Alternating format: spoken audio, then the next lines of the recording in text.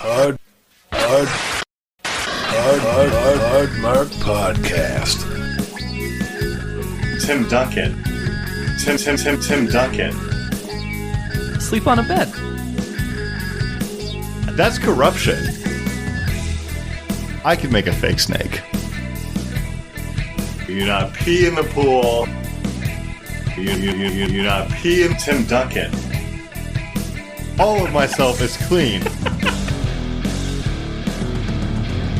Broadcasting from the Board of Directors conference room here at Hard Mark headquarters, welcome to the Hard Mark Podcast, a show where I, Eric Donaldson, wrestling fan of over 30 years, introduce one match per episode to my co-host who has never watched wrestling.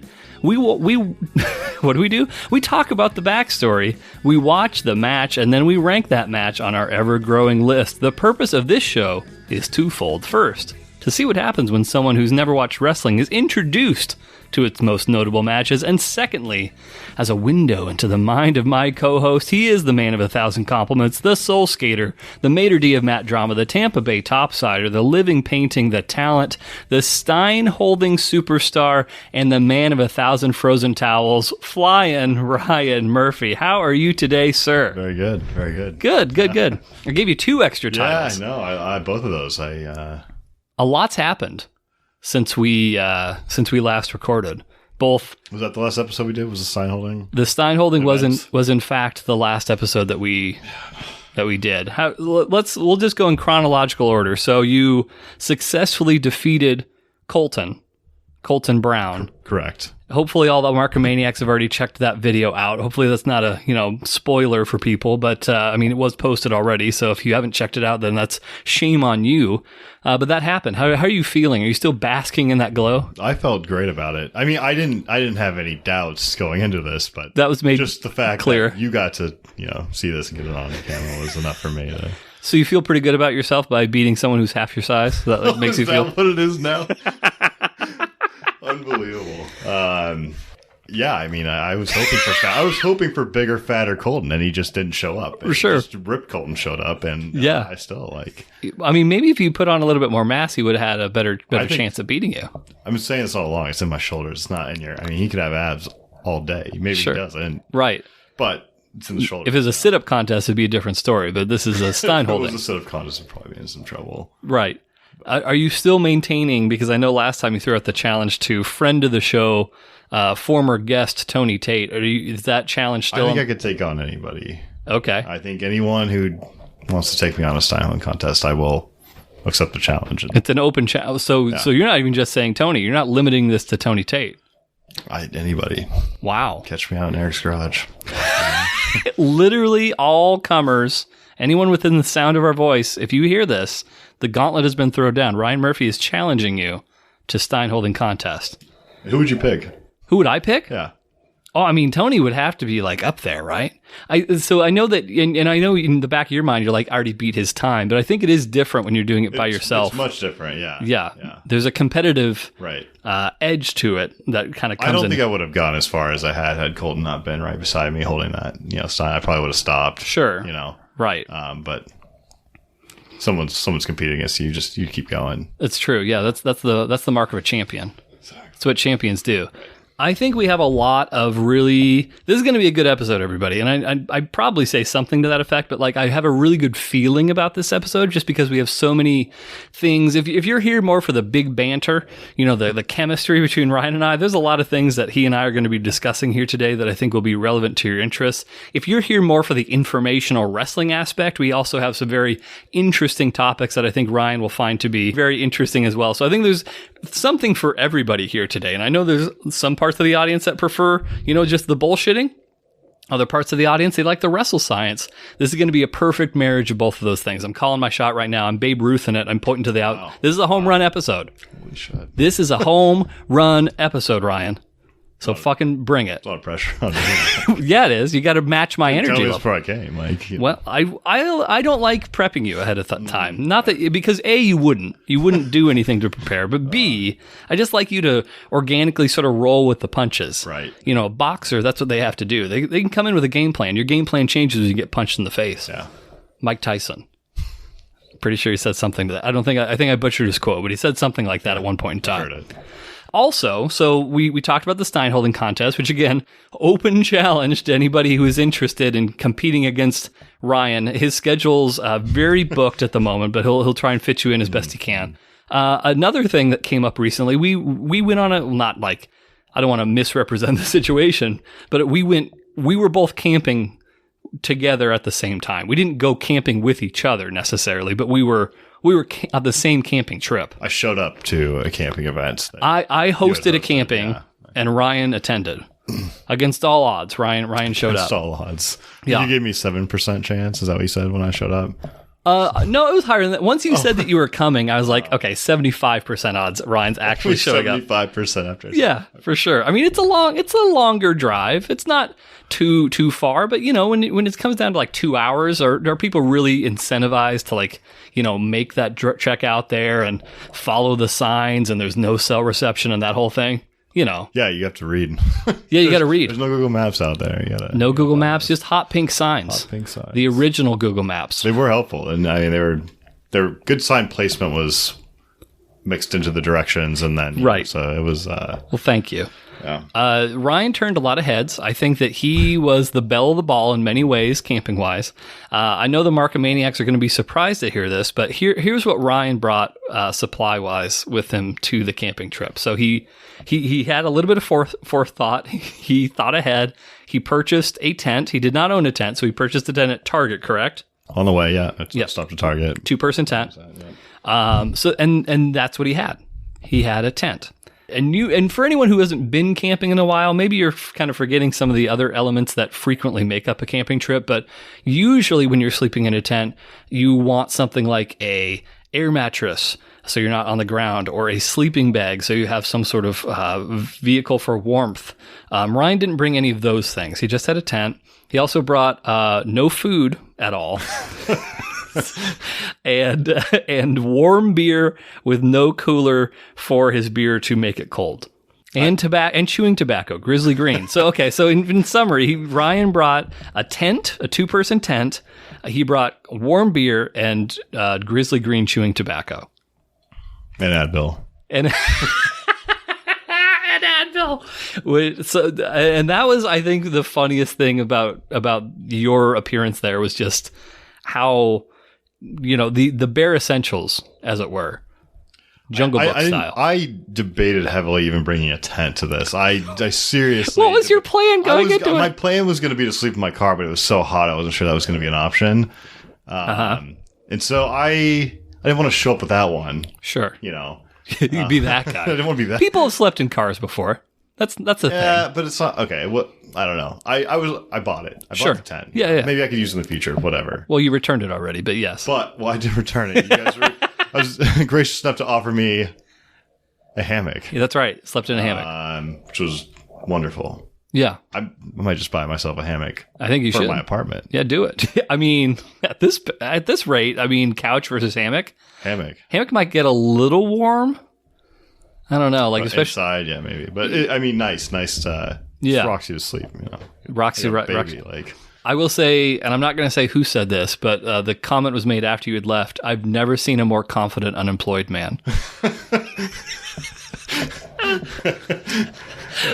Yeah. But yeah, no. The drunker you got, the more just swagger you had about yourself. Oh, yeah. That's and confidence isn't the right word. Arrogance isn't the right word. Swagger.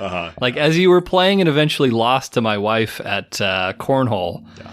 All I could remember hearing was Heather, when I start playing, okay, I play to win. And I don't stop until I win. So I'm letting you know right now. And then you lost.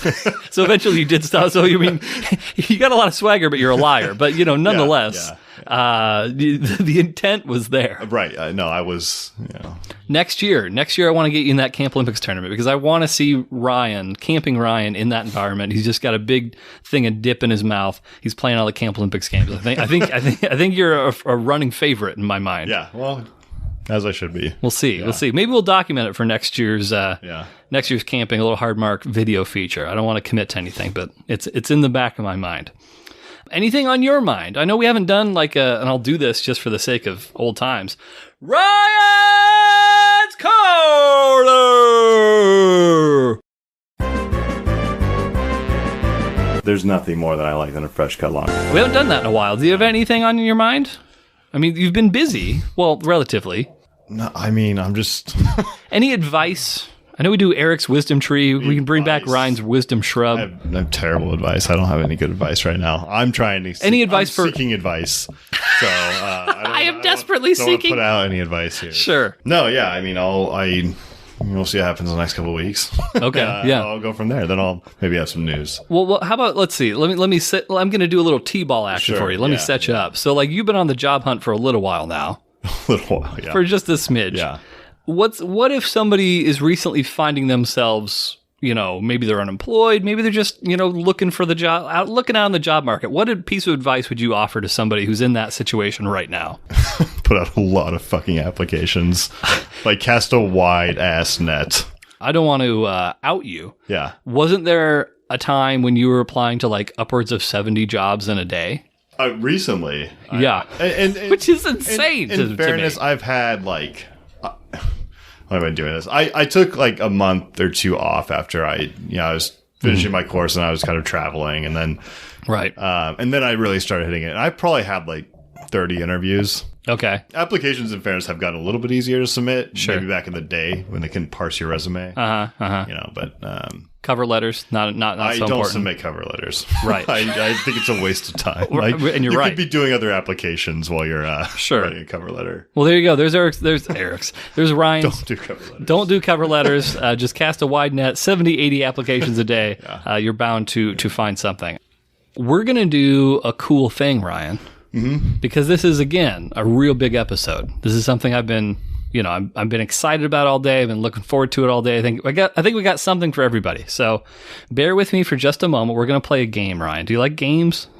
You like little baby games? Sure. Yeah. Okay. All right. Bear with me. I'm doing a computer thing right now. I'm hacking into the mainframe. Okay, so this game is going to be... I don't even know what the name of this game is called, but we're just going to do it anyway. So to level set everyone's expectations and kind of set this thing up. So Ryan, when we started this podcast, you were a homeowner. You owned a home. Yeah, you're right. Wow. And we've followed you on this journey from being a homeowner to being an unemployed man who sleeps on a couch. I'm not going to point the finger of blame at the podcast. It just seems to be a coincidence, as far as I can tell. So I'm not going to disclose the address of your home, but I thought it would be fun for the Hard Mark listeners to get your live reaction here. So you sold your home for $420,000 back in September of 2019. It's $425,000. That's not what I'm reading. Well, they have that incorrect then. Oh, there's some off the books. Okay, I'll edit this out so the IRS doesn't catch wind of this.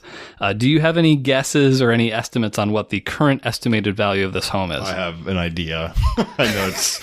Do you want me to tell you what the amount is? It's got to be like close to $550,000. So the official estimate off Redfin that I'm looking at right now is $570,000. Fucking Jesus. I was hoping for a much bigger reaction, but like you seemed sad. I know it's good. We've tracked, like, our neighbor just sold her house, and so that's how it kind of flagged my attention to like what our house might be worth. And it's disgusting. Like, I almost feel bad for like disclosing this. I was hoping for like a big like animated Ryan rant. I know. You just seem defeated. Yeah.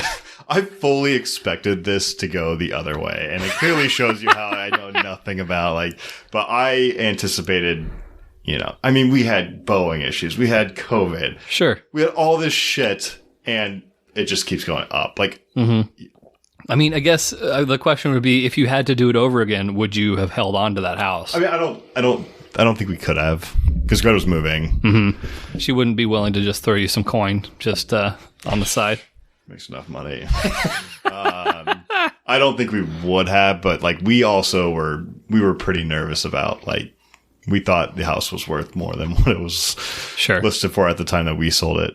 So, There you go. But we were clearly incorrect. That's a big whoopsie. Yeah. And I did have to actually contact Greta because you couldn't remember what the actual address was last time that you and I spoke. So I reached out and she knew immediately. And I suspected it may have been because you didn't want me to play this game with you. But in fairness, we made a shitload of money off that house in 2 years, you know. Oh, yeah. So, for sure. You got to give credit where credit's due. That's right. What a guy. What a guy that Ryan is. Talk about the failures. That's what glass is half full. Yeah. Okay, good. All right. Comic-Con. Okay. You're familiar with the concept. Yeah. I'm sure you've never been, correct? I'm not, no. Okay. But any interest in ever going? Doesn't seem like the type of thing that'd be up your alley, but I mean... I think those, gatherings are interesting on their own level, to watch it from above. You're kind of giving me the same vibe that you give me when you see pro wrestling fans right now. Unintentionally smug. Is that how I'm coming off? Yeah, those Comic-Con people.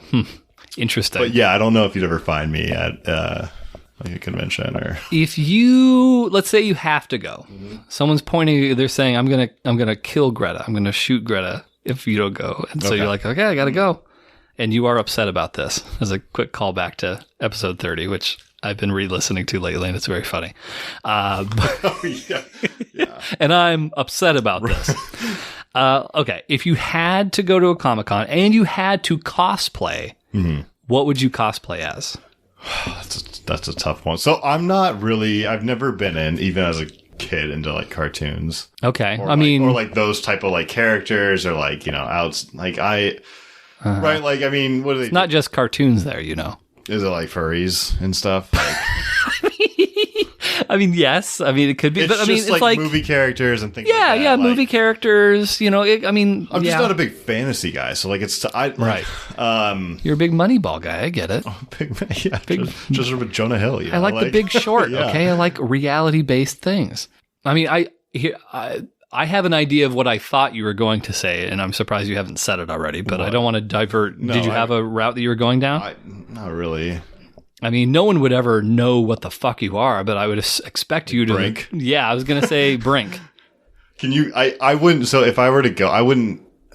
It's really just anybody, I guess, then, right? Anybody in a film or anybody in... Yeah. Just any movie, film, TV show character, whatever, furry. If you wanted to put a butt plug that has a tail attached inside of yourself, you could do it as Brink. Just add to the character. Yeah, just furry Brink with a little butt plug tail, which is a thing. Did you know those are things now? I have no doubt. I'm surprised they just aren't by default. Just don't have tails attached to them by default? No, they're butt plugs, right? The thing that I mentioned is, it's a butt plug. Yeah, I'm just... with a tail coming out of it, so then you can wiggle your tail. A sexual fetish thing, right? Is that what it... What, furries? Yeah. This is not... Okay, this is better. This is better than the prompt I came up with.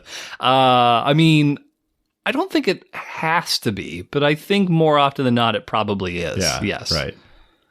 So butt plug tail would make sense. So butt plug tail would sort of default, play into that. What if you had to be a furry? What's your furry? What animal do you choose for furry? They have these kind of weird animations. There was a post on Reddit about this furry at a baseball game. He had huge ears on him, and he was probably blocking all the fans behind him. Was he a bunny rabbit? I don't know what this was. It was just it's got to be long triangular ears. I don't know. This didn't strike me as any animal necessarily. Maybe a fox or something ish character. But I don't know what furry is. Was he in a head to toe garb? Or he was just wearing the ears. Head to toe, ridiculous looking thing. Interesting. It's fine, but you got people behind you, man. Come on, your huge ass ears. So I don't know. I've always known it as a sexual thing. So you can see it at a baseball game. I'll be leave it at home, pal. Yeah. On. Do you think that people who wear the little kitty cat ear things, do you think that's a gateway into furrydom? Maybe. Or maybe that's a signal. Maybe if I'm wearing little kitty cat ears, that's letting you know, hey, I'm a furry on the DL. That's always been a sexy thing, though, right? Little cat ears. That's always there's some...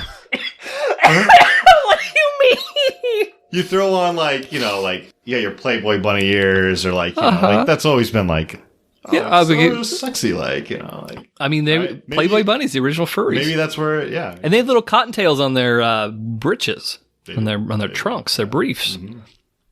Would you find it attractive if a lady was wearing little cat ears? As a cat owner yourself? It totally, I mean, I was just going to go into it. Like, you can't throw my cat ownership into this. Well, I mean, you found it very sexy. You said yourself that you find totally cat ears. It could be a sexy thing, sure. Like, right. You know, like if that was like the signal, like, okay, like, all right, like that. Now it's sexy. You know? That would be how I would approach that, like, situation, you know? If it's not like sexy little signal. Yeah, like, don't disagree, or I'm not, you know. You never said what animal you would dress up as if you had to be a furry.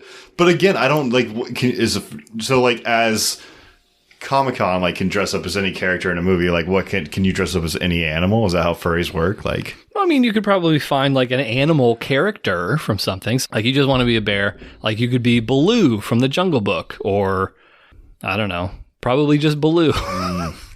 No, like, what about, like, Pooh Bear from Winnie the Pooh? Yeah, you could be Winnie the Pooh. Sure, that's another bear. That seems like more of a Comic-Con thing, right? Like, than a fur. I think furries are different. I think you're getting this mixed up. Well, what do you mean? I'm not getting it mixed up. I'm just throwing out ideas. You're the one who introduced the furry thing into this conversation, Ryan, not me. I thought that's the way it was going. But I don't know, like, it doesn't seem, those characters don't seem to align with anything like specific character or animal. Like, I think they look like foxes mostly, like, I guess, like little like dogs. I think furries usually come up with their own characters. Like, they have, like, my name is Baron von Hoofstrout or whatever the case. Sounds right. Yeah, they're not. I'm not Winnie the Pooh furry. Like, Yeah. I'm my own thing, Okay. and I identify as this furry persona. I think is the idea. So You you do always it. get out of answering these questions. I feel like I ask you questions and then you never actually directly answer But them. You dance around it like you're Fred Astaire. Your answer kind of like indicated that I could dance around this question. I could just pick anything and just name myself whatever. Like but that's not a Comic-Con I'd be in thing. a furry costume, right? Like just maybe a blue one. Pick an animal. Maybe a green one. Pick an animal right now. A rabbit. The sexiest of all animals. Your little cottontail and your ear. I bet here's what I imagine Ryan's furry bunny would look like. You'd have one ear that was up, and then you'd have one flirty one that was kind of like bent in the middle, and then you just kind of like put your finger in your mouth, like Right. That's that would be the thing. right. Yeah. I mean, right. Okay, let's do one more. We'll do one more quick question. Let's see here. Did you ever play any instruments growing up? The recorder. I'm trying to remember if I played the recorder. You probably did. I think I once. They like gave. Oh no, I think we had to buy our own, but like, I mean, I had my little case for it. Do you think you could still play a recorder if someone gave Maybe you one? like it's a pretty simple instrument. Also, like, what was it called? Like the xylophone. Okay, Am but I saying that right? are you Like, just naming things that you like went to your school and played? Yeah. So it is the xylophone. You're right. Yeah, that's a bit. Yeah. So you're just You did naming the new things that blocks you- on there. I was. You're talking like fucking elementary school right now. Yeah, like okay, so I did get a guitar when I was like my uncle got it for me when I was like I don't know 6th grade or something, and I don't have like the attention span or like the patience to like sit there and learn something I'm not good at immediately. Sure. And so I gave it. But you have the confidence to say, "Oh, I could be good at that," and then I mean, why do you think I got the guitar in the first place? You know, like, right. so I gave it away, and like my friend got really good at it, but not me. Like, Oh, you gave it to your friend, and your friend he went became on. a good guitar player, actually. Oh, your friend went on to become Jack White. Is that? I have a guitar out in the garage right now. Dude, I learned what kind of guitar is it? Is it? it's an acoustic. Oh yeah. I accidentally kicked it one time. I was like, it was dark. It was in the morning. I was waking up and I kicked it and it has a little like dent in it, but it was like nice. I remember I was like, okay, I may or may not like get any good at this. So I'm going to buy an acoustic that has like the plug-in for like an electric like amp. That way, if I decide I want to go in that direction, I have that option. So I did that, but the only song I learned how to play like at all. So, oh gosh, I don't remember the name of the band off the top of my head, but it goes like,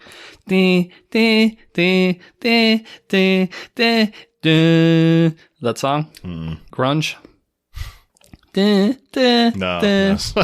But it sounds like basic chords, right? Basic strings and yeah, it was super fucking easy. like the recorder. You just take your two fingers and then you Yeah. just move them each time, and then that's the gist of it. Yeah, no, I'm not really musically inclined. I wish I was. I wish you were too. Yeah. Maybe by the end of this podcast, I'll learn how to play like the acoustic guitar and I'll play a song. Is that what you would pick if you could play anything? Is the acoustic guitar? Probably. You can't bring it camping if that's the case. Because I could see you, like, everybody shut up. And then you start playing acoustic guitar in your hammock, swinging. Maybe like, asleep. maybe as people were like going to bed, I could like play them a bedtime like song. But I don't think I would gather attention. I'm not a attention-seeking guy. I would like to see you sing. Yeah, like with just softly, like as I swing the night away. With your bunny rabbit ears on and your tail butt plug in. Jesus. I'm just painting a picture. I'm painting a picture for the listeners. I would say like someone should draw this, but like I don't want to see it. Please send all of your hard mark. God, I feel like this is going to happen now. Oh, we need, if anyone is good at drawing that is listening to us right now, please it can be on Microsoft Paint. You can do it by hand, but please send your art to any of our social media channels. You can find us on Instagram, Facebook, Twitter. You can also email it to us at hardmarkpodcast@gmail.com. Please send us your drawings / paint pictures of Ryan playing the guitar in a hammock with a butt plug in and little bunny ears on. Yeah. You know what? I'll even go one better. If we get art that has that on it, I will put that on a t-shirt, and then any money that we make off of that shirt, I will cut you some royalty checks for. Yeah. It's nice. Which by the way, check us out. Check out our link tree. We have all sorts of Hard Mark merchandise. Is that done? And that's not out yet. It's still early. Well, I've announced it, but right? I put it on the mini. It's been like a week, so nothing yet. But I need to get on there. I will be. Yeah. My stuff should be arriving by the time we record next time. So nice. But yeah, find us on there, or you can buy us a coffee, or you can just keep listening. There's 3 ways to support us. 1, buy merchandise. 2, buy us a coffee. That's a one-time donation. It's like a little tip jar. You know, we give you all this content, not that we expect anything for it, but if you feel like, hey, I should throw them a couple bucks here and there, we do appreciate it. 3rd way to support us, just keep listening to the show. Thanks very much. And tell people. That's the 4th way. 4th way is tell people. Say to somebody, hey, you should listen to the Hard Mark podcast if you like wrestling, science, or friendship. Any of those 3 things. Listen to the Hard Mark podcast. Especially science. Especially science. This is the most scientific podcast in all of wrestling world shows. Mm-hmm. Speaking of which, let's get into wrestle talk, wrestle-science.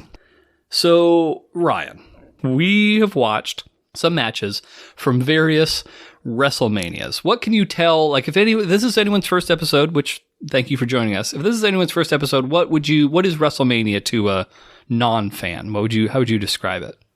It's just the largest it's the Super Bowl of wrestling. Mm-hmm, absolutely. Yeah. It has been now going on. So as of 2021, when it just happened in Tampa Bay, that was WrestleMania 37. They should host it there just every year.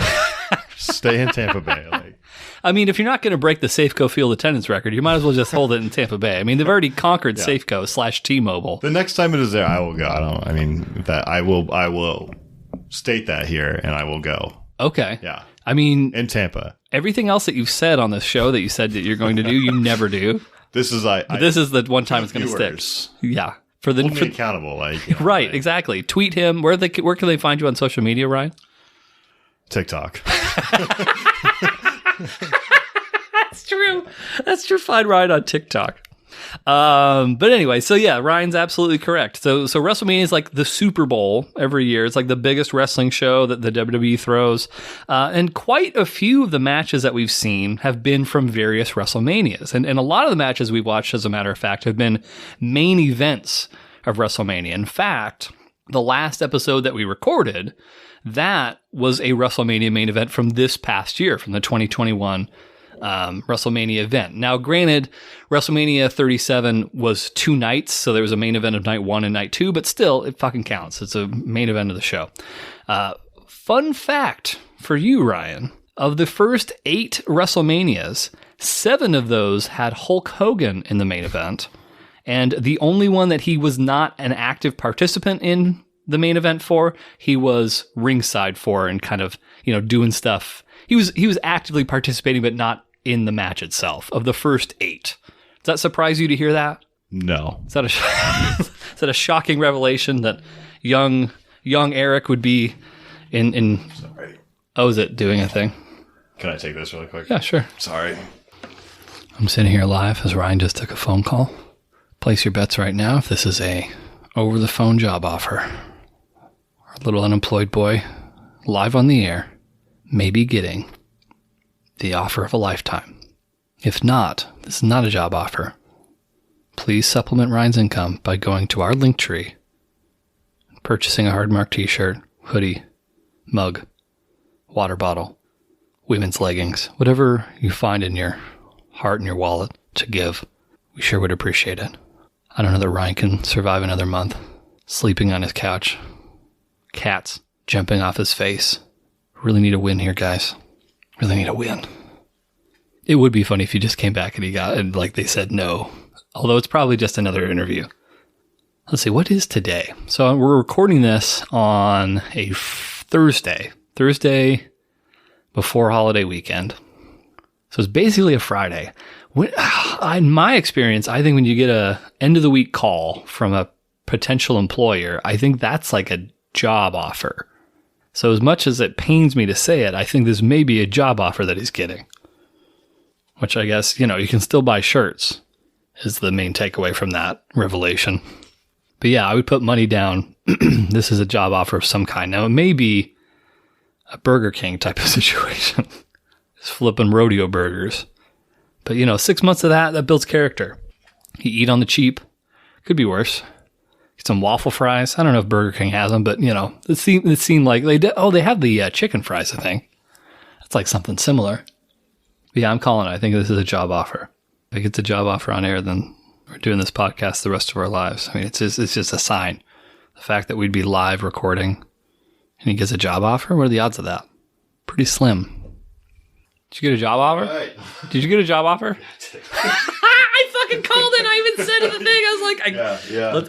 But yeah, Ryan I guess he's still technically unemployed, but I was giving him a bunch of shit for it. But now he just got a job offer. So congratulations to Ryan. Thank you. As I seek my job advice in the earlier portion of this. Right, exactly. No cover letters. Just no cover letters. Apply to 80 jobs a day, and like you too can be like Ryan. Right. Yeah. What are the fucking odds that we do this like once every like several weeks, and like in the middle of it is when you get the job offer? That's crazy. Yeah.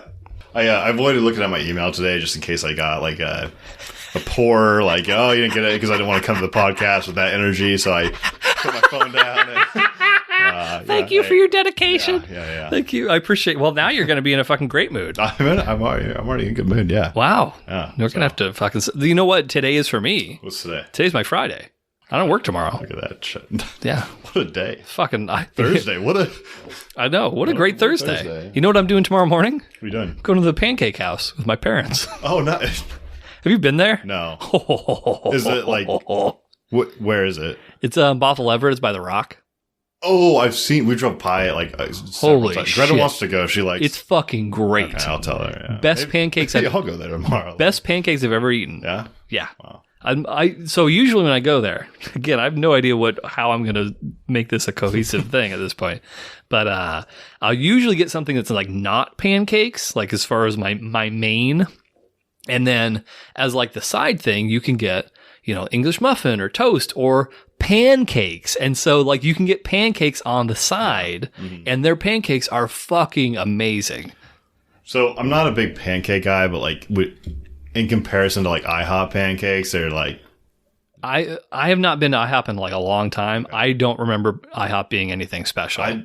These pancakes are fucking bomb. I would eat these pancakes all goddamn day. They have good eggs.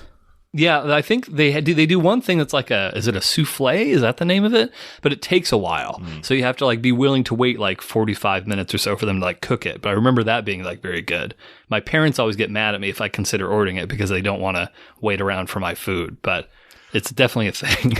While we're talking about eggs, I would shout out the place I went to in Roslyn. Oh, okay, yeah. I think it's like the Red Bird Cafe or something. But those eggs were usually when you shout places out, you're supposed to know what it's called. Well, just edit this, cut it in post, just fix it. Stop saying that. I never want to hear you say that sentence ever again. Amazing eggs, like in Roslyn. It's so good. Anyone traveling through Roslyn, Washington, like 4 pieces of huge bacon. Yeah. So I thought it was like $5 on the menu. I was like, this is Roslyn. That makes sense. It's going to be super. It ended up being like $27 or something. That's a lot different than $5. But still, like, very good. Sure. Great service, Great. Yeah, shout them out. That's what we're shouting out the Pancake House. Just a quick fun fact, as long as we're kind of talking about that area. Best Crunchwrap Supreme I've ever had from Taco Bell was at the Cleellum Taco Bell. Oh. I wonder why that is. They were doing a thing where it's like, hey, do you want to contribute an extra $1 or $2 for high school something or other? Like the local high school is doing like a fundraiser. Do you want to contribute like an extra $1 or $2? I was like, sure, fuck it. Yeah, I definitely do that. And then they made the meatiest crunch wrap I've ever eaten in my entire life. Oh, so good. Nice. Man, I still think about that crunch wrap. Talk to Greta about that. She's a Taco Bell fan. That's because she's a woman of class and taste. I don't know how you landed her. I mean, that's fair, but like, probably because of your confidence. My swagger. Your totally unfounded swagger. That's no, I mean, oof, that one was good. What's Greta's Taco Bell meal of choice? Do you know? Probably a crunch wrap as well. That seems right up her alley. I don't know, like I don't pay attention to what she orders because I fucking hate I shouldn't be so intense. Taco Bell's fine. I just don't like it. I don't like cheese, so I tried the naked chicken chalupa. Okay. Do you know what this is? Nope. It's a taco, and it has like your. Actually, I don't even know what exactly it has in it, but it's a taco. But instead of like the shell, the burrito shell, it has chicken. So it's like a fried piece of chicken as the shell. And then you have your filling inside of the taco. It was fine. So it sounds like that's like the KFC gimmicky thing where they put the Baconator. Is that what it would call? Or is that? It was a double down. It was a double down. The double down. Yeah. But they put bacon in it and like. Yeah. It was just 2 fucking pieces of fried. I never had it. Like even as like 19-year-old, I was concerned about my heart with that like kind of meal. So I bought it because I heard a recommendation from the preeminent Taco Bell enthusiast that I'm aware of in the world, but I'm trying to remember if there's any meat in it. There should have been. I don't think so. Looking at it here, it looks like it's lettuce, tomato, and cheese. So I think the meat is the outer portion, but you can kind of see it. I get it. I just think to add a layer to that, you throw a little ground beef in there. Like that's. I wouldn't be opposed to that. Yeah, but it doesn't look like there's any other meat from the looks of it. But it wasn't bad. The chicken was spicy. If you like spicier chicken, like not that it was like, oh my god, this is, but it's got a little kick to it. No, it doesn't. It does have a little kick to it. That's bullshit. Anytime I was expecting it to just be chicken, but it was chicken with a kick. Okay. What do you quit gaslighting me, Ryan? I hate it when you gaslight me. It's anytime a fast food place says they have a little spice on it, it's not. It's not. I mean, it's not even tingly. It's not even a little bit spicy. You heard me on the video. It tingled my lips. The naked chicken chalupa tingled my lips. That's probably spicy cheese or something like pepper jack cheese in there. No, it's the chicken. Don't tell me what I was, Ryan. Gaslighter. Spicy fast food. Give me a break. I'm not saying it was like the spicy. You gotta go home and throw your own hot sauce if you want it spicy. I've heard Popeye's chicken is spicy. Yeah. Oh. Have you tried it? Spicy. I've heard there's chickens that like legit spicy before, but I can't. I'm not a big spiceman, so I can't speak to it. I know. We made chicken wings. You were like adamant, but that's enough. Those were delicious, though. Yeah, they were good. They were good. Yeah. They were good. Okay. Cut back in. Okay, yeah. So back to wrestling. now that we got to like Taco Bell and yeah, exactly. No, that's good for anyone who was like, oh man, I was really hoping to hear about his cosplay thing. Well, at least I got to hear about the naked chicken chalupa. So that's a make good. That's a make good for everybody. Sounded good. Yeah, great video. Yeah. Well, check it out. You watch and then see what Greta orders. Okay, so where we left off, we were talking about WrestleMania, specifically WrestleManias 1 through 8, which virtually all of them were main evented by Hulk Hogan. So that's where we left off. Today's match, however, Ryan, from WrestleMania 9 breaks that mold. That's right. This is the first main event in WrestleMania history to not feature Hulk Hogan as either a participant or a ringside guy. For me, that's a bummer. Okay, why do you say? Because the ranking list would not seem to support that statement. Right. There's a Hulk section which is not towards the top of our list. So why is that? Why do you say this? I love putting Hulk Hogan a little bit, right where he belongs in this list. So you're saying, okay, so you were being facetious. You were being a dick. Okay, so you weren't being serious. Okay, now I understand. Okay. I thought, okay, this guy can never tell a lie. He just got a job offer. He's in truth-telling mode, but instead he's telling fibs. So now I understand. Surprise. You're a little fibbing job man. So you might be wondering. In fact, I'm surprised that you decided to make a flippant joke instead of asking a question, Ryan. Yeah. That doesn't speak well to your, desire for knowledge, Ryan. But I'll tell you anyway. Do you have any idea why Hulk Hogan might not be in the main event of WrestleMania IX? What year was this? This was in 1993.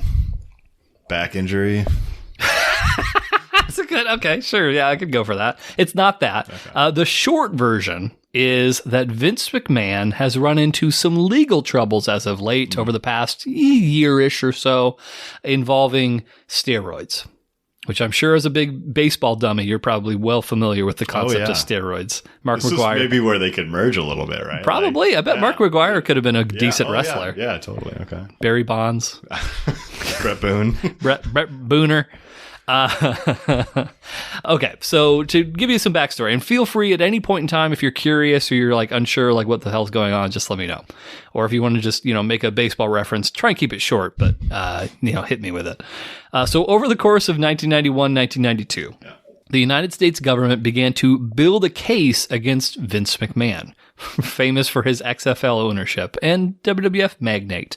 And this case is centering around the allegations that he had been distributing steroids to his wrestlers, which is apparently a no-no.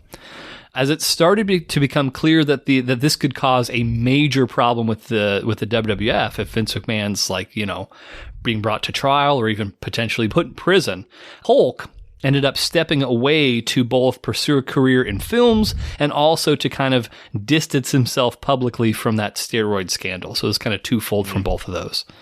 He eventually would return to the WWF at WrestleMania IX, which is the same WrestleMania from the match we're going to be watching here today, albeit in a note, he is a little bit smaller physically than when he had left, and he's in a less featured role. So we got a little bit smaller. He's a little bit smaller. Hulk is enormous. We've seen Hulk Hogan many times now. He's a big fucking dude. He's not tiny by any stretch of the imagination, but he's not as gigantic as he used to be at this point. Do you think he went and moved into films as a way to that was a step away to get out of the spotlight, the steroid spotlight? Is that why he went? Yeah. Yeah, I do. I mean, well, I think was he into films? Was this just a random side thing that he chose to do to step away from it, or was he he had been into that before? No, he had been doing movies prior. He made there was a movie that actually, if you had checked out my original appearance on the Watchin' It podcast, you would hear that. But there was a movie that Vince McMahon and Hulk Hogan wrote about wrestling that he had done in the late 80s. Okay. And so he had kind of dabbled in films while with the WWF, but I think kind of this thing was the rationale. Be okay, let's just do this other thing for a little while. Could it be compared to a Jordan leaving to play baseball type of move? Yeah, you could make that comparison. Sure, yeah. I mean, if you want to kind of even take that a step further and compare it to the whole gambling conspiracy thing, which for anyone who's not heard that, there's this conspiracy theory that Jordan's gambling debts and everything had gotten so problematic for the NBA that David Stern made him leave and then come back. It was a suspension, but on the down low. I don't prescribe to that theory. I don't think that that's actually true, but I think you could probably draw some parallels between those two things. Sure. But again, he was basically gone for a full year, which had never happened prior. Hulk was pretty much a fixture. If he wasn't making movies, which started happening towards the late 80s, early 90s more and more. But if he wasn't actively making movies, he was on all those shows and, working a shitload. But between WrestleMania 8 and 9, he was not on the shows at all. He just showed up right before WrestleMania 9 and wrestled on that show, but not in the main event. And again, a little bit more small. So simultaneously, while all this is going on, the WWF began to go through a rebuilding period.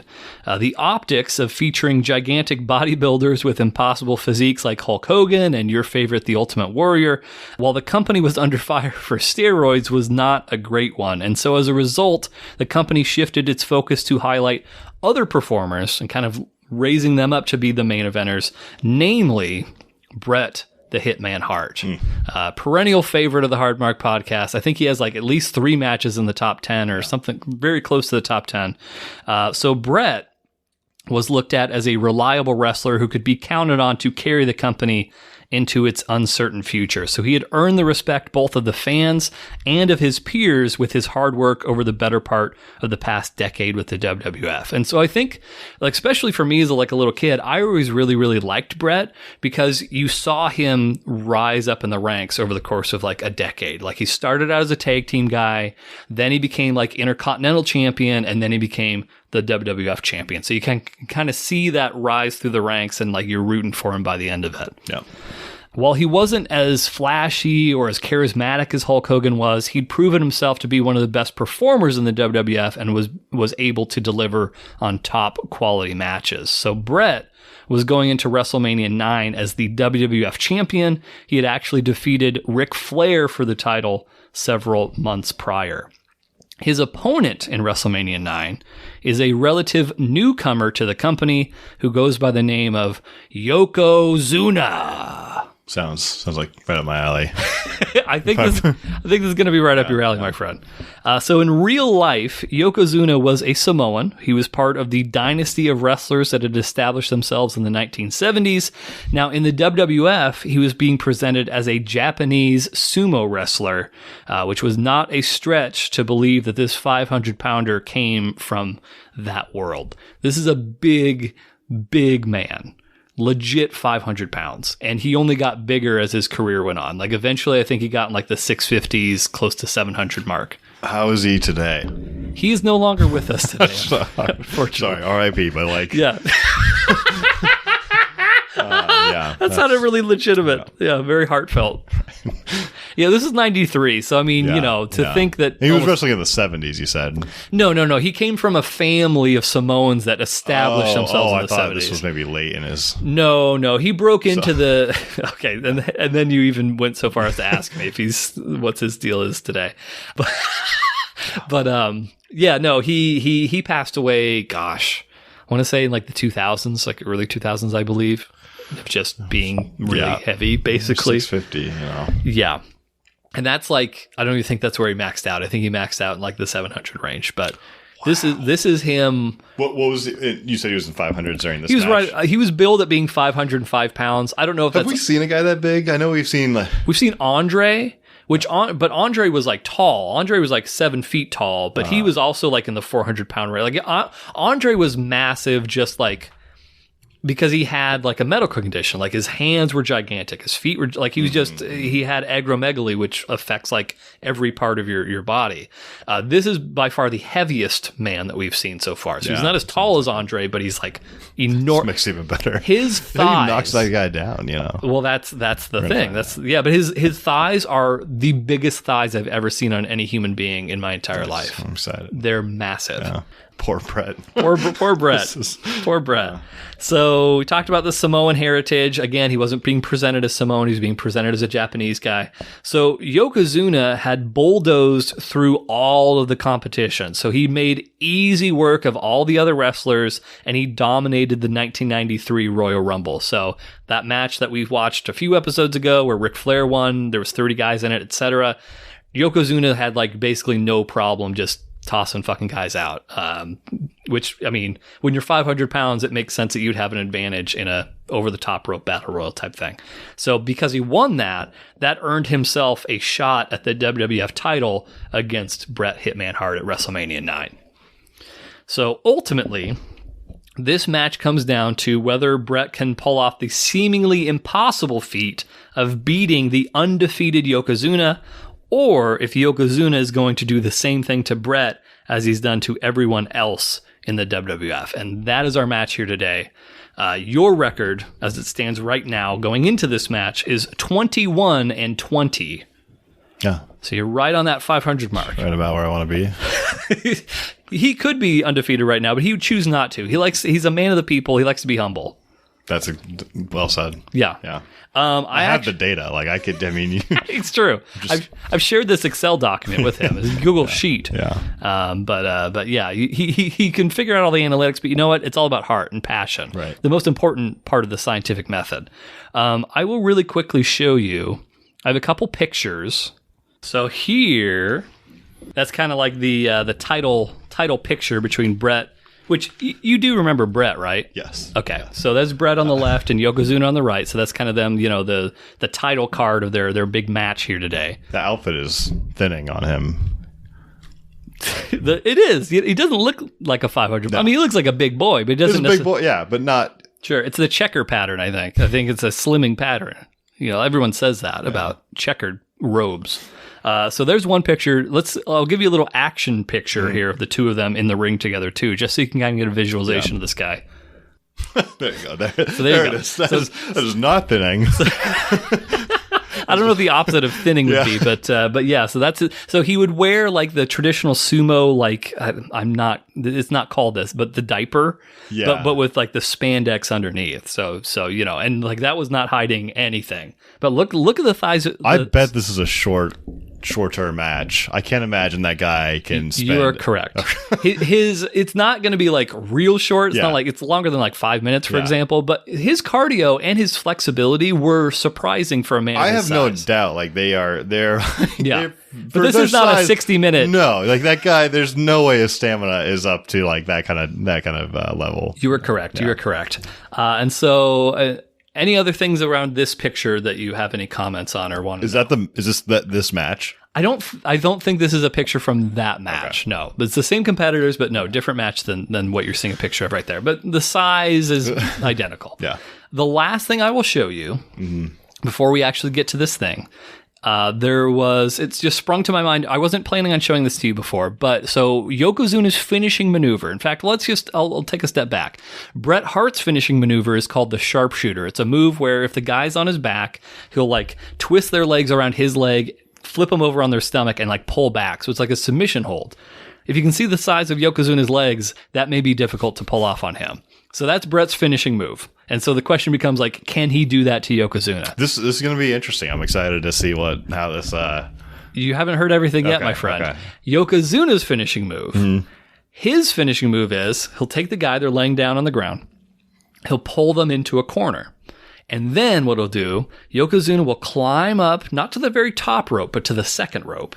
And he'll sort of like get some momentum. He'll start like bouncing a little bit. He'll jump up and he lands ass first on the guy's chest. I don't know how so he's on the ropes. He's on the ropes. And how much can they hold? Obviously, like, especially if you're bouncing on them at that weight. It's possible that they could break. In fact, I think there was one time where they gimmicked it where it broke. I think there may have been one time where he did legitimately break the thing off. But he can do it. Like they could hold. Oh yeah. Generally, it's not a problem. For the most part, it's really only going to be a problem if they make it to be a problem. Like if it's part of the match, like he should break the fucking thing, which I think again they eventually did. So that's his finishing move. There is a margin of error to that move. Like if you're doing it safely, it's possible. But you're like basically trying to put the pressure of you falling on your legs, and you're kind of like not just completely squashing the guy. If you can imagine, you get a little sweaty. He wrestles, not that you can see in that picture, but he wrestles barefoot. Sometimes accidents fucking happen. So let me show you an example of one of those accidents happening. What do you say, Ryan? Let's do it. Okay. Is it a picture or a motion? Oh, this is going to be a YouTube video, my friend. All right. Are you ready? So what he's doing right now is he's getting ready to climb the turnbuckle. The guy is underneath him right now. Oh my God. Wait for it.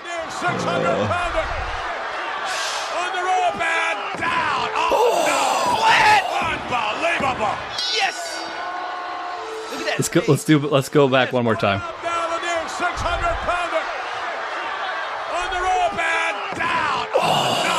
it's just like you can't really fake that, right? like there was no like he's too big to like land that on his legs and just like that was all ass. Like he usually did. So like in that case, he basically landed on like the top of like the guy's that's like your rib. I mean, his throat almost like the very top of his. I don't know. I'm not sure. I mean, he lived. I think he lived. But like that's the most brutal botch that I've ever seen. I think I'll try and post this to our social media channels up on our Instagram and stuff. Looks like there's not enough leg there to like really alleviate the ass pressure that's coming down. If you're landing more on the pec and you're just like it's not going to be comfortable and probably a little stinky. Like there's no getting around that. But there is a way to somewhat safely do that. But his feet slipped. I don't know if I'd want it on the pec either. That's where the most meat is. That's like I mean, but you also have bones right there. Like you've got bones everywhere here. I mean, maybe like the abdomen. Yeah, maybe like the pelvis area. They did pack. Well, when you work out as much as those guys do, you got big packs, so you got a little bit more meat there. But that looked so that's the bonsai. That is called the bonsai drop. I want to see this. I mean, I like Bret, but like I would like. yeah, I like Bret too. Yeah. But I mean, can he overcome the insurmountable? So that's the thing. Anything else to mention before we watch this thing? Good. All right. We're going to be taking a very brief commercial break. We'll come back with our thoughts on Bret Hart versus Yokozuna at WrestleMania IX. Thanks, everybody. Hey, folks. It's Eric. I really don't have anything prepared to say to everybody, but I know this is sort of the time where I allot to do that. So I guess all I'll say is, with the holiday season coming up, you probably have a number of folks that you're going to be giving gifts, whether they be nieces and nephews or parents, uncles, the au pair that happens to be living down the street, whoever this person may be. I'm sure they're looking for only the finest of wares this holiday season, and I can think of no better gift, no greater treasure than some of the fine doodads and bobbits at the Hardmark shop, available through our link tree. Just search Hardmark Podcast. You can find it. It's linked through our Facebook. It's linked through our Instagram. Just visit there. You can find all sorts of t-shirts, hoodies, mugs. Maybe they'll be, the women's leggings, big hit. Everyone loves the women's leggings. If you're a guy, maybe you like leggings, order up a size or two, and they'll probably fit. I don't know how women's leggings fit in the crotch, but test it out. Let me know how it goes. I'll read it on the podcast. But that's pretty much it. Just, hey, remember, if you want to help support the show, the Hardmark merchandise shop is open for business. I have a few pieces. I'm actually holding the mug right now. I'm holding the thermos, drinking water out of it at the moment. So, I can speak from experience. It's good stuff. And remember, every red cent that we make from merchandise, the Buy Me a Coffee, even listening to the show helps. But all the money that we get goes right back into the show. I'm not buying a summer home with all the earnings from Hardmark Podcast. Contrary to what some of you may be thinking, that's not the case. It's all going back in. So help grow the show. But of course, for those of you who are going in non-Hardmark merchandise directions for Christmas, I do appreciate you just continuing to listen, continuing to subscribe, continuing to tell your friends. That's almost as good as giving us money. That's nearly as good in the grand scheme of things. So appreciate that. Appreciate everybody who's written a review. And that's it. I think that's all. That's all I'm going to say here today. But I hope you've enjoyed the first half of the episode. We'll go into the second half of this thing. We'll play you some audio from the match, and then we'll talk about our thoughts on the whole kit and caboodle. Thanks, everybody. The bell has rung. The match is underway. We've been waiting for it. This is it. WrestleMania IX. Bret Hart got the sharpshooter on Yokozuna. And now that's a crazy. What's he doing? Man. He threw something right in his eye, and the referee could not The see it. ref did not see that. Another illusion. Look at this. Yokozuna up the ladder. We've got a new champion. Yokozuna's done it. Yes, he's a national champion now. Here comes the Hall Mr. Fuji, we're trying to listen and pick up what he's saying here, ladies and gentlemen. My Yokozuna, issue your challenge. The ability, mental fortitude, you accept my Yokozuna challenge. Come on! Come on, you yellow belly, come on! We will put on the new WWF Heavyweight Belt in the ring right now! He says, Fuji says, right now! put the WWF title on the line right now! Come on! Hulk Hogan to the ring! The crowd wants to give out for it, but now Fuji reaching back into his kimono there, and it's got more of a sound or whatever. Oh, right in the eyes of Yokozuna, holding that Fuji down. Hogan left close down, and down goes Yokozuna. Hogan back away. Hogan in the cover. No, back to the ring. Hogan. Hogan by the time for a reason. Hogan. What's going on here? Hulk Hogan is in the title. The winner of this match. Hogan is the crowd. Let me get the break. Hulk Hogan is the new WWF champion. Hulk Hogan is the new champion. Yokozuna has the title. The great man. Hulk Hogan has won the title. Hulk Hogan has won the title. All right, we're back. Hi, everybody. So glad to be with you with a newly employed Ryan Murphy, which we, this is, it's legit a little crazy that I picked this match between Bret Hart and Yokozuna, and I didn't even mention it prior to the break. This match happened in Las Vegas. It's iconic position in Vegas. Caesar's Palace, probably the most famous casino in all of Las Vegas. Hopefully, we can get another episode in before you move. We'll see. We'll get one more in. Well, there, he said it, and we're holding him to that. Yeah. We'll get one more in. But yeah, it sounds like you're moving to Las Vegas, so you could very well be at that venue that we just saw that match. My favorite hotel down there. Caesar's? Yeah. Is that true? Yeah, it's on the best part of the strip too, in my opinion. It's a nice central spot. I mean, you have like the Aria on the other side. There's just not much to do over there. You go to Caesar side, and there's more like more activities and sure. So, in my opinion, Caesar's is a great place to host this event.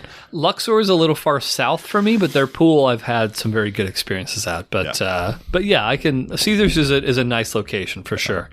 Okay, so let's talk about the match, the thing that happened, the stuff that happened. And I'll just ask you, it feels like forever ago already. Yeah. Did you like the match? I did. I did like the match, actually a lot. Okay, good. Like, it's very good.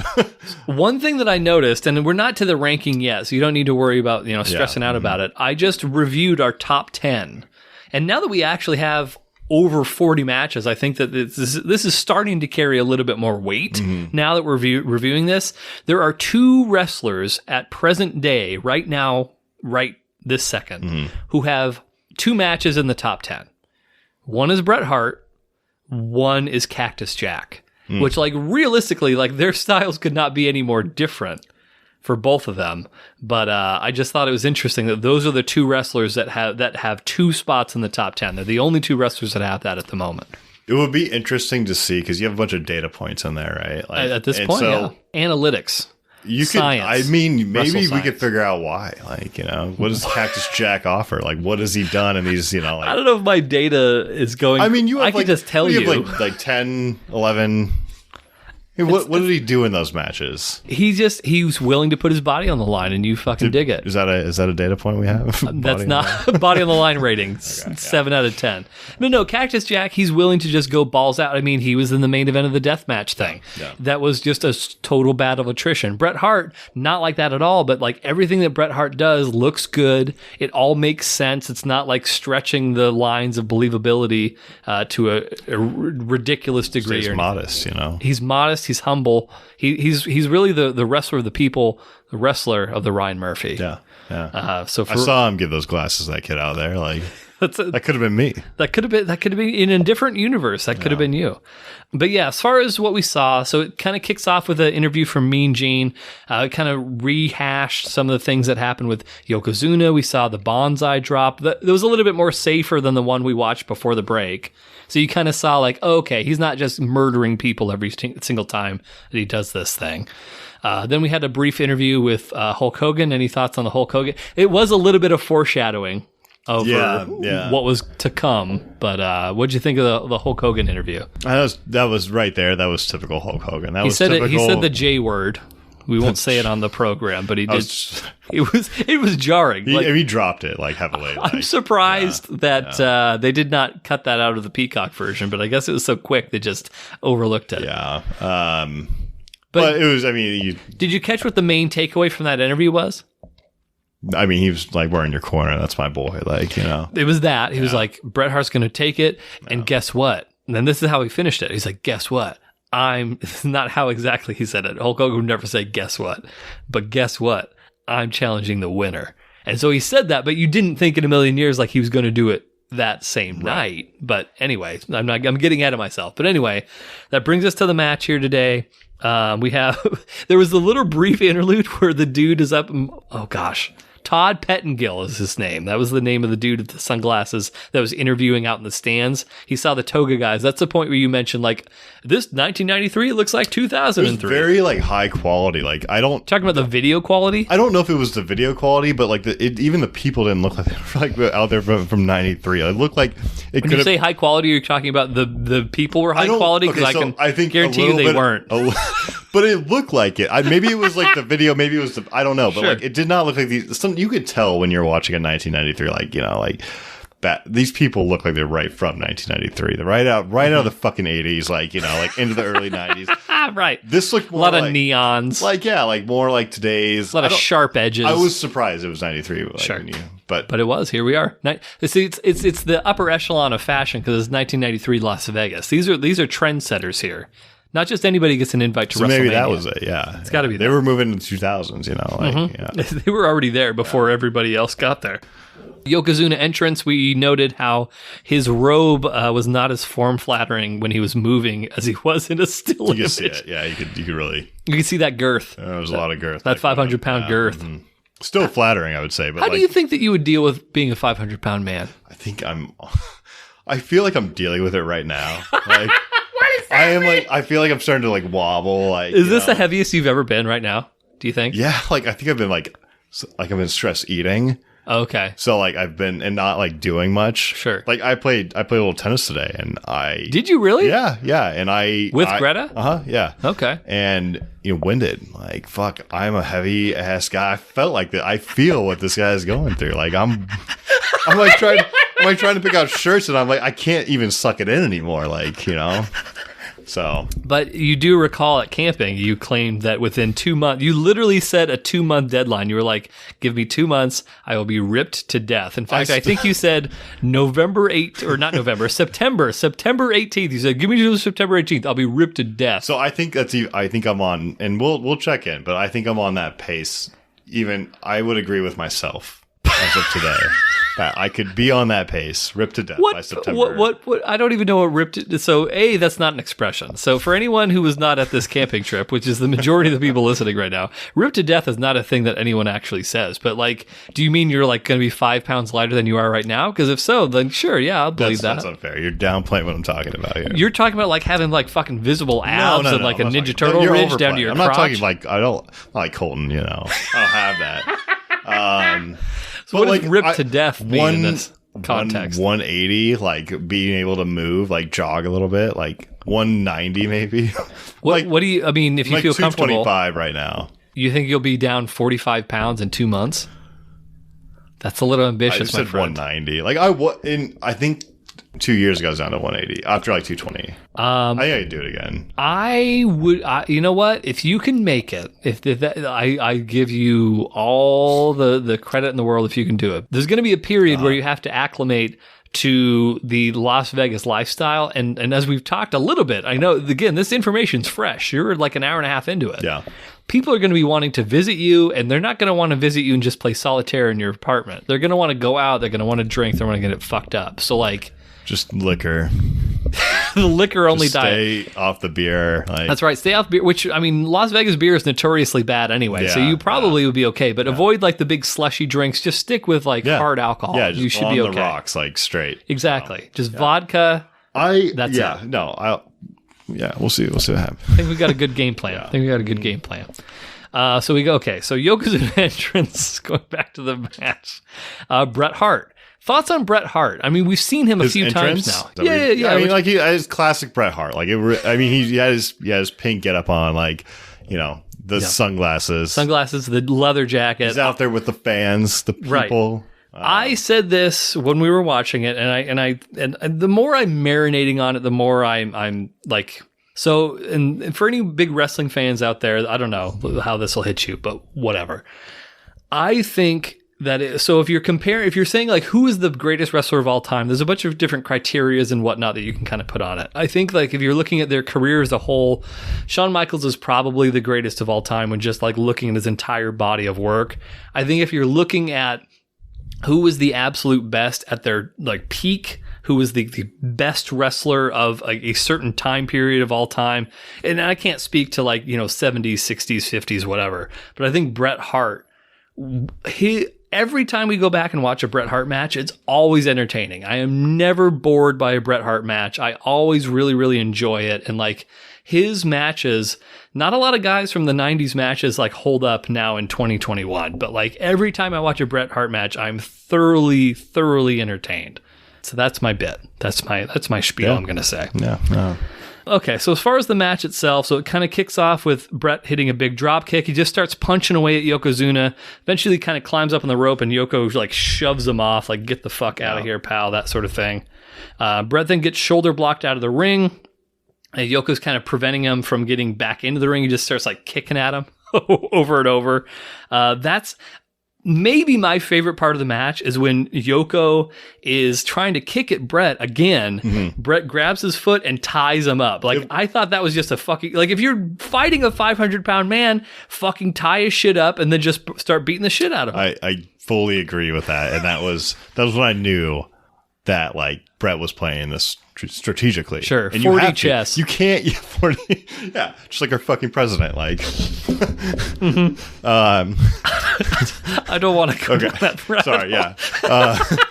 But yes, I mean, like, that's what you had to do in this match. You had to come in and you had to be, like, he had a couple, there was another move, too. I don't know if he, like, knocked him out, I can't remember. But he had two specific strategic moves in this match. It'll probably be in my notes eventually. But that's what, you have to play it that way. You can't just beat this guy, like, based off physicality. You're too small. Exactly. He's literally twice your size. So yeah, you got to do something. You got to else. wrap him up in the ropes. Wrapped him up in the ropes. Started just firing down punches, jumping off the top rope, hitting him with stuff, etc., etc.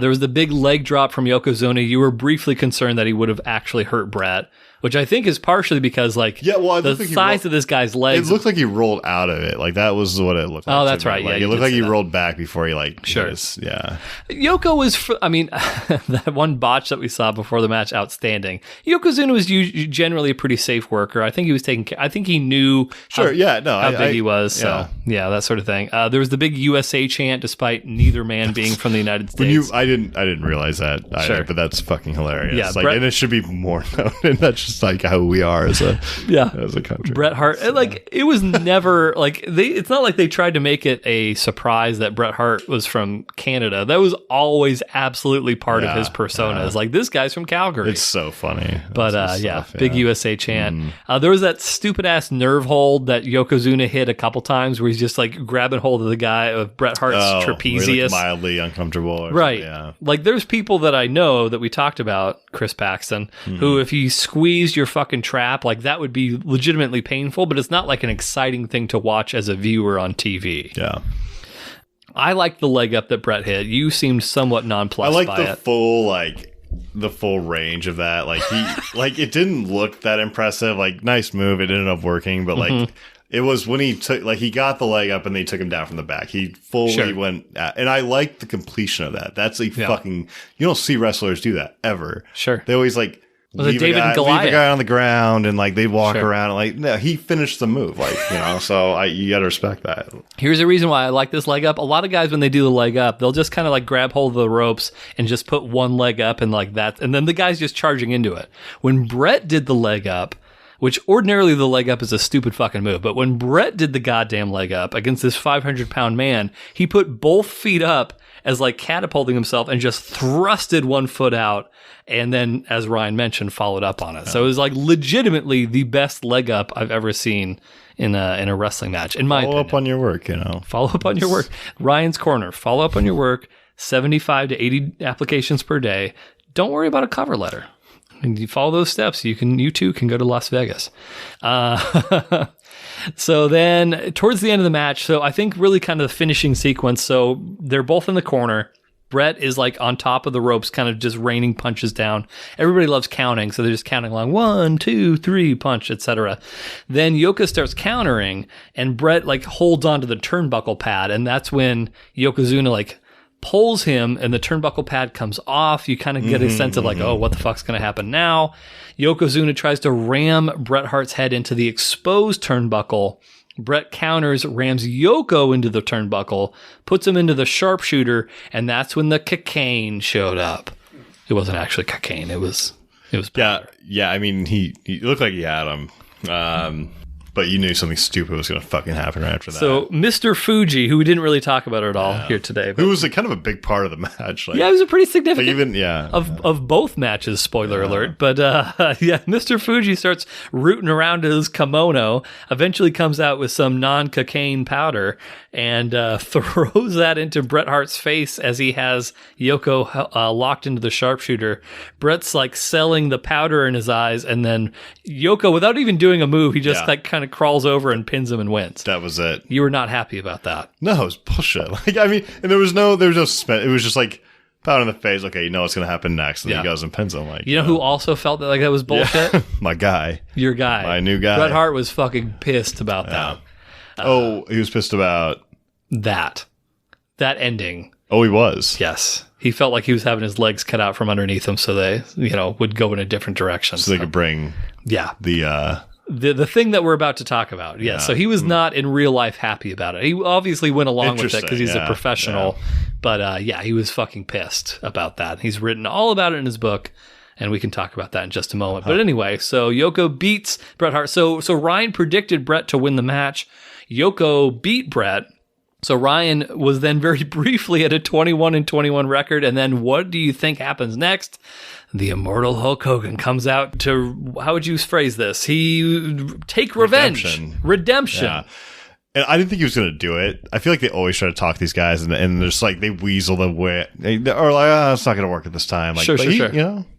Well, it's funny, too, because, so never in the history of the WWF had Hulk Hogan and Bret Hart ever been presented as, friends or buddies or anything like that. So the idea that Hulk Hogan would come out... when you're fighting against the Japanese, Eric. It's true. It's a combined force of two faux Americans facing off against the Japanese guy. But Hulk comes out, he's confronting Bret, or not confronting, he's consoling Bret. He's kind of making sure he's okay. It's sitting on him. He was crouching over him in a weird way. Twice he sat on him that way. He did. He wasn't sitting on him, he was crouching over him. Yeah. But it was weird. I remember even thinking it was weird as a kid. Why do you have to be over the top of him? You can't just be next to him. Anyway. But then Mr. Fuji gets on the microphone, and then he basically challenges Hulk to a match. And Hulk's like, no, I'm not going to do it. And then he sweetens the pot even more. He's like, we'll put up the WWF title right now. Come on, you yellow belly, da-da-da-da-da. And then that's when they had the shot where Bret's still selling his eyes, still selling the powder. He's like, get in there, Hulk. Go for it. You fucking get him. Da-da-da. And then that's when Hulk's like, oh, and he's looking at the crowd. The crowd's fucking going ape shit. They're all like, get him, Hulk. Fucking kill him. And then they have how long was that match? 25 seconds, very maybe. Short. Ryan predicts Hulk Hogan, and what do you know? The powder gets thrown in Yokozuna's eyes. Hulk, I think he clotheslined him. Big leg drop, 1, 2, 3. Hulk Hogan emerges from WrestleMania IX as the WWF champion. Yep. So Ryan, in this episode, the first time ever that we had two matches back to back like that, a 1-1 record that puts you at. I disagree. I disagree with that. Okay, hit me with it. I think it was one match, one belt, and I won. Okay, describe to me the participants of this one match. So Bret did lose. Okay. The belt. And who did you say was going to win? I did say Bret. And Bret lost. But in a normal match, you don't have someone come in and swoop the belt back up for the same match. Well, the match was over. It was the same match. No, it wasn't. The match ended. So Bret Hart versus Yokozuna ended. Okay. Yokozuna beat Bret Hart for the title. Okay. I see. And then a second match started between Hulk Hogan and Yokozuna. I see what you're saying. There was a clear delineation. So are you saying that Hulk had no business in this match, and he came in and he won this belt like by the off chance that he happened to be there in his full wrestling gear in 25 seconds? Or did he redeem Bret for losing against, was it like a tag team, or is Hulk the sole owner of this match now? I know that you don't like movies. Uh-huh. Have you ever seen Rocky? Any of the Rocky parts films? of So in Rocky 4, yeah. Apollo Creed fights Ivan Drago, and Ivan Drago kills Apollo Creed in this fight. Rocky is incensed. He goes, he trains in Russia, etc. But he's doing it because he's fueled by the fire of his friend, competitor, rival, Apollo Creed dying. And so he fights Ivan Drago, and then he beats Ivan Drago. Yeah, but that wasn't in the same match. Neither of these were in the same match because they were both two It was matches. in the same fucking match. No, it wasn't. It was on the same ring at the same time. The guy's like walking around from his like prior like victory. Hulk Hogan hops into the ring. And takes the belt. There were two matches that no happened. No fans left. Every fan there was there for. They didn't come in tickets for two matches. It was one match that they got in. I feel like I've spoiled you. So here's the thing about wrestling cards, Ryan. I know you've never watched a wrestling thing from beginning to end. There's multiple matches. If you watch WrestleMania IX from start to finish, it would be a 3-hour event. But they bring the people off the ring and they introduce new people into those matches. Not necessarily. This is not okay. These were two. We watched Eric, two matches here today. I will take your 1-on-1 split. I'll take it. I'll take it like a man, like a perfect. But take it like a butt plug with a tail sticking out of it. It's fucking bullshit. I mean, you can have your opinion, but those were two clearly distinct matches with three competitors over the course of two matches. I don't think a 25-second match is like so. If Bret Hart would have run in the middle of that Hulk Hogan Yokozuna thing, like what then? Is that like still the same? Nothing, like, it doesn't matter. Like he wasn't a legal competitor. So if Hulk Hogan had shown up at any point in that Hulk Hogan a legal competitor? Because it was a different match. He was helping his friend. He was an innocent bystander, and then Mr. Fuji, who he should be mad at, not me. Mr. Fuji was like, "Come on, American piece of shit! Me and my Yokozuna, we challenge you for the WWF. We put the WWF. Come on, you yellow belly!" Like that's what happened. It was match challenge accepted match. Hulk Hogan's champion. Like I said, I'll accept your 1-on-1.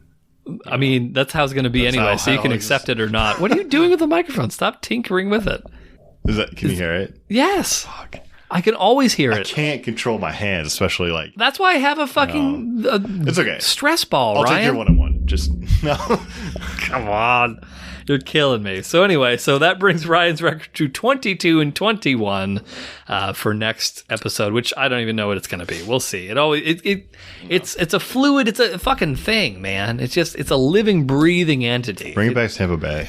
Bring it back. I'll do what I can. I don't know. We might have some special guests. I mean, if this is the last Florida. If this is the last episode of like in-person Hard Mark for at least a little while, I don't know. We might have to do something special. No. I'm not really sure. We'll see. But I think we're good. I think we're done. Okay. Should I rate this? Oh, yeah. Fuck. Jesus, I almost fucking... Eric. Holy shit. This is my first time being here, I guess.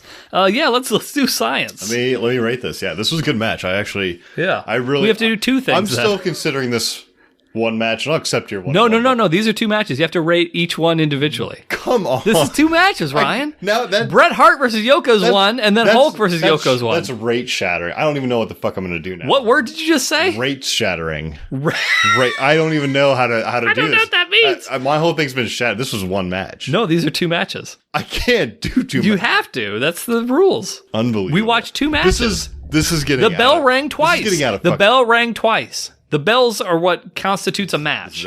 The bell rings at the start and the bell rings at the end. And so when you have 4 total bells, that's 2 total matches. But it's one watch. Doesn't matter. We went in there for one watch. We were doing something new, something unexpected, something that the people are fucking psyched about. This is gonna okay, we can do this. Yeah. This is gonna pull Hulk Hogan down a little bit, like this is scientific. There were 2 matches. I don't even know how I would This is up to you, man. This is all on you. Don't let the listeners down. The Markomaniacs, they're counting on you for the hard science. So let's start with the first part. I know you were disappointed by the finish of that match between Bret Hart and Yokozuna, but you seem to enjoy the rest of it. So what are you thinking about that initial thing? I mean, like, it would be just broken my heart here. Like, I'm sorry. I mean, I thought it was this is like clear. You got a win and a loss. Okay, all right. So two winners, two distinct winners. If you look in the annals, hold on, shut up. If you look at the annals of WWF Championship history, it would say Bret Hart, Yokozuna, Hulk Hogan. It doesn't skip from Bret Hart to Hulk Hogan. Okay. Yoko won the title. I want to try to be fair, and it's Please, not. This isn't for fair once to in the your life. match. This is your fault for fucking this up. Oh, don't Jake Roberts me. This is your fault here. Like, okay, sure. And I want to. So I'm going to try to be fair. Please, because I liked what happened. This will be a refreshing change.